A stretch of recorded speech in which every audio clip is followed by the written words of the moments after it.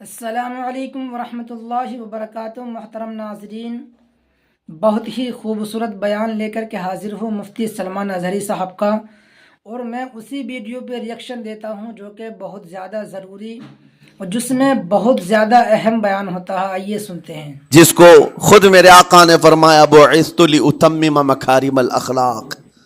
عزیزان اکرام وقار، لوگوں کے آج حالات ایسے ہیں کہ اچھے لوگوں کے ساتھ اخلاق الگ دکھائے جاتے ہیں، چھوٹے لوگوں کے ساتھ اخلاق الگ دکھائے جاتے ہیں۔ سٹیٹس کا آدمی ہو تو اس کے ساتھ ملنے کے طریقے الگ ہیں، اور غریب کوئی آ جائے، فقیر کوئی آ جائے تو اس سے ملنے کا انداز الگ ہو جائے۔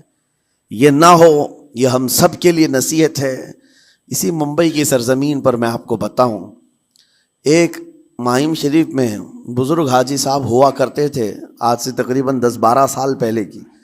وہ کئی لوگوں سے ایک سوال کرتے تھے پکڑ پکڑ کر کے کہ میرا ایک سوال ہے، آپ جواب دیں گے، میرا ایک سوال ہے۔ کئی علماء سے انہوں نے پوچھا، مجھ سے بھی انہوں نے، جب میں نیا تھا مصر سے پڑھ کر کے آیا تھا، میرے پاس آ کر کہا کافی سالوں سے میرے ذہن میں ایک سوال ہوتا ہے، میں آپ سے بھی پوچھنا چاہتا ہوں۔ کہا بتائیے کیا ہے؟ کہا میں حضور سرکار مجاہد ملت رحمت اللہ علیہ کا مرید ہوں۔ علامہ حبیب الرحمن مجاہد ملت، رئیس اعظم اڑیسہ، جن کے خدمات جلیلہ آج ہو سکتا ہے نئی جنریشن کو نہ معلوم ہو، ان کا لقب ہے مجاہد ملت، جنہوں نے سنیت کی بقا کے لیے اپنا تن من دھن سب قربان کیا تھا۔ وہ مجاہد ملت عظیم بزرگ ولی کامل ہے۔ یہ حاجی صاحب کہتے ہیں کہ میں ایک نارمل آدمی تھا، کڑیا تھا، یعنی گھر بنانے کا کام کرتا تھا۔ جب وہ ممبئی تشریف لاتے تو دوڑ کر کے ہر جگہ سے لوگ ملنے آتے، میں بھی گیا تھا، اور اس وقت میں جوان تھا۔ حضور مجاہد ملت رحمت اللہ علیہ کی بات وہ بتا رہے ہیں کہ لوگ لائن لگا کر کے مصافحہ کر رہے تھے، مل رہے تھے۔ جب مل رہے تھے تو پھر میرا نمبر آیا، میں ملنے کے لیے گیا۔ بزرگوں کے سب ہاتھ چومتے ہیں، یہ ہمارے سنیوں کے طور طریقے ہیں۔ ادب، علماء ذوی الاحترام کے ہاتھوں کا بوسہ لینا یہ مستحسن ہے، یہ ہمارے آداب میں سے، معمولات اہل سنت میں سے۔ تو جب سب لوگ ان کے دست بوسی کر رہے تھے، ہاتھ چوم رہے تھے، میں بھی قریب گیا، اور جب میرا نمبر آیا میں ہاتھ چومنے کے لیے گیا تو انہوں نے میرا ہاتھ لے کر خود ہی چوم لیا۔ وہ بزرگ عالی جاہ ولی کامل جن کو دنیا مجاہد ملت کہتی ہے، میرا ہاتھ انہوں نے چوم لیا، اور میرے اندر ایسی پشیمانی تھی کہ میں کیا کروں سمجھ میں نہیں آیا۔ میں ایک معمولی سا کڑیا، اور کہاں ان کا مقام، کہاں میرا۔ تو اس کے بعد وہ اس بے چینی میں رہتے تھے کہ ایسا کیوں کیا، ایسا کیوں کیا، کیونکہ پوچھنے کا موقع ہی نہیں ملا۔ ایک بزرگ تھے، انہی کے خلیفہ تھے حضور مجاہد ملت کے، انہوں نے اس کا جواب دیا۔ میرے عزیزو، کیا بہترین جواب تھا۔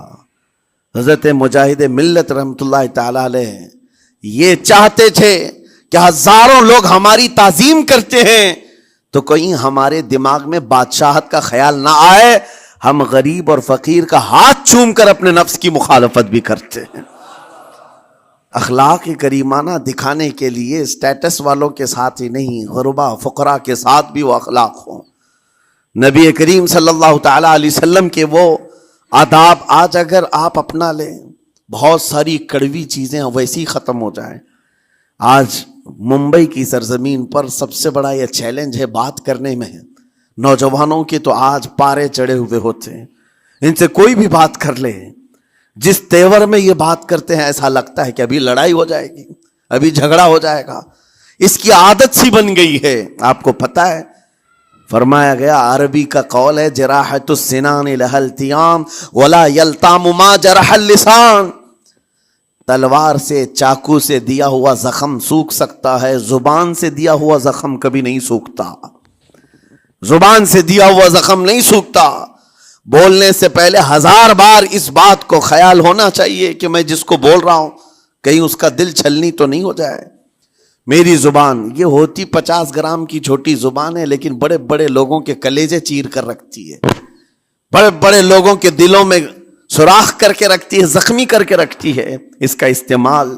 اسی لیے روایت میں ملتا ہے کہ جب انسان صبح کرتا ہے تو سارے اعضاء, ہاتھ پیر آنکھ کان ناک, سارے اعضاء سب سے پہلے زبان سے یہ عرض کرتے ہیں, اس کی پناہ مانگتے ہیں, کہتے ہیں آج تو صحیح سلامت رہے گی تو ہم سب صحیح سلامت رہیں گے, اور اگر تو پھسل گئی تو عذاب ہم پر بھی ہوگا. زبان بولتی ہے, مار کسی اور کو پڑتی ہے, کوئی زبان کو مارتا نہیں ہے. گالی زبان دیتی ہے لیکن مار کبھی پیٹھ پہ پڑتی ہے, سر پہ پڑتی ہے, ہر جگہ پڑتی ہے. تو یہ زبان نبی کریم صلی اللہ تعالی علیہ وسلم نے ارشاد فرمایا, من یضمن لی ما بین لحیتیہ وما بین, حضور پاک صلی اللہ تعالی علیہ وسلم فرماتے ہیں جس نے 2 چیزوں کی ضمانت مجھے دے دی, حفاظت کی, میں اسے اضمن لہ الجنہ, میں اس کو جنت میں لے جانے کی ضمانت دیتا ہوں. 2 چیزیں کیا ہیں؟ حضور فرماتے ہیں, ایک 2 جبڑوں کے بیچ میں جو موجود زبان ہے اس کی حفاظت کر لے, اور 2 رانوں کے بیچ میں جو شرمگاہ ہے اس کی حفاظت کر لے. یہ 2 چیزیں جس نے بچا لیا میں اس کو جنت میں لے جانے کی ذمہ داری دیتا ہوں, ضمانت دیتا ہوں. اس کا کتنا بڑا کردار ہے, یہ زبان کا کتنا بڑا کردار ہے. اور حضور نے ایک بار پکڑ کر کے فرمایا تھا, زبان کو پکڑ کر کے کہا تھا یہ وہ زبان ہے جو انسان کو جنت میں بھی لے جاتی ہے اور دوزخ میں بھی لے جاتی. کلمہ کس سے پڑھتے ہیں آپ؟ لا الہ الا اللہ, زبان ہی سے تو پڑھتے ہیں, اسی کلمے نے آپ کو جنت تک پہنچایا. اور کافر جو کفر کرتا ہے وہ بھی زبان سے ہی کرتا ہے, اور زبان اسے ہمیشہ کی دوزخ میں لے جاتی ہے. اس زبان کو چلانے سے پہلے 1000 بار سوچ لیں کہ آج لہجوں کی سختیاں بڑھتی چلی گئیں. اور آپ کو پتہ ہے قرآن پاک میں رب تعالیٰ نے یہ فرمایا, وَلَا تَقُلْ لَهُمَا اُفٍّ وَلَا تَنْهَرْهُمَا, والدین کے بارے میں بچوں کو کیا کہا گیا؟ ان کو اف تک نہ کہو. لیکن زبان جب کھلتی ہے نا, ماں باپ کے خلاف نوجوانوں کو ہم نے دیکھا ہے گالی گلوچ کرتے ہوئے اور اتنی بری باتیں کہتے ہوئے, معاذ اللہ. عزیزان گرام وقار, حضور نے تو یہ فرمایا جس نے پلٹ کر کے اپنے ماں اور باپ کو سخت لہجے میں بات کیا یا ان کی نافرمانی کی, حضور فرماتے میرا دل چاہتا ہے کہ اس کے گھر کو آگ لگا دوں, آگ لگا دوں. اس لیے اس بات کو ہمیشہ یاد رکھیں, تمہارے لہجے کی سختیاں کسی کو زخمی کر دیں تو آخرت خراب ہو جائے گی, آخرت خراب ہو جائے گی. حضرت علقمہ رضی اللہ تعالیٰ عنہ حضور کے صحابی ہیں, حضور صلی اللہ علیہ وسلم کے صحابی ہیں. آخری وقت آ گیا تھا لیکن زبان نہیں کھلتی تھی. حضور پاک صلی اللہ علیہ وسلم کے پاس سفارش لائی گئی کہ آپ کے وہ ساتھی ہیں انتقال کر رہے ہیں لیکن زبان پر کلمہ بھی نہیں آتا. حضور تشریف لائے, دیکھا, پوچھا گھر میں ان کے کون کون ہے؟ کہا بیوی ہے اور ماں ہے. ماں کو بلایا اور کہا علقمہ کے بارے میں کیا کہتی ہو, کیسا تھا؟ کہا بہت اچھا, پرہیزگار, عبادت گزار, ساری نیکوکاریاں اس کے اندر ہیں. تو پھر حضور نے پوچھا اچھا یہ بہت نیک تھا, تم بھی اس سے راضی ہو کہ نہیں ہو؟ ماں نے کہا میں نہیں راضی ہوں, میں راضی نہیں ہوں. کہا کیوں, وجہ کیا ہے؟ کہا یا رسول اللہ میرا اکلوتا بیٹا, میرا تنہا بیٹا تھا, بڑی محبتوں کے ساتھ اس کو پالا تھا, اور جب میں نے اس کی شادی کی اپنی بیوی کو لایا, اور جب بیوی گھر پر آ گئی تو میری بات کو ہلکے میں لیتا, اپنی بیوی کی بات کو فوقیت دیتا, ترجیح دیتا. اور اس وقت غالباً یہ باتیں تھی کہ زبان سے کوئی کلمہ ان کے نکلا ہوگا جو بیوی کی حمایت میں تھی, ماں کو تکلیف پہنچ گئی.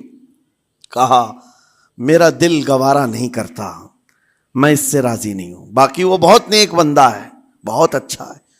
حضور نے فرمایا دیکھو زندگی کے آخری پڑاؤ پر آ چکا ہے, روح نکلنے کو ہے, معاف کر دو.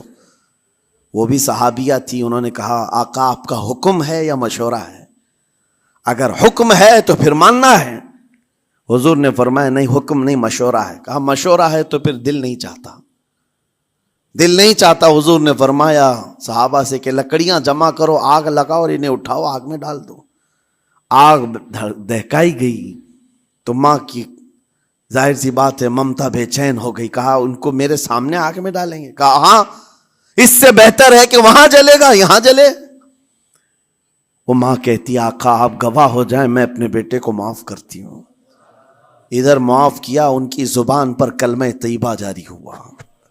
میرے عزیزو یہ بتانا مقصود اس لیے ہے کہ زبان سے دیے ہوئے زخم خواہ والدین کو ہو, یہ معمولی نہیں ہوتے. ہو سکتا ہے آخری وقت تمہاری زبان بند ہو جائے اور کلمہ طیبہ بھی نہ جاری ہو, زبان کھلنے بھی نہ لگے, یہ حالات آ جائیں گے.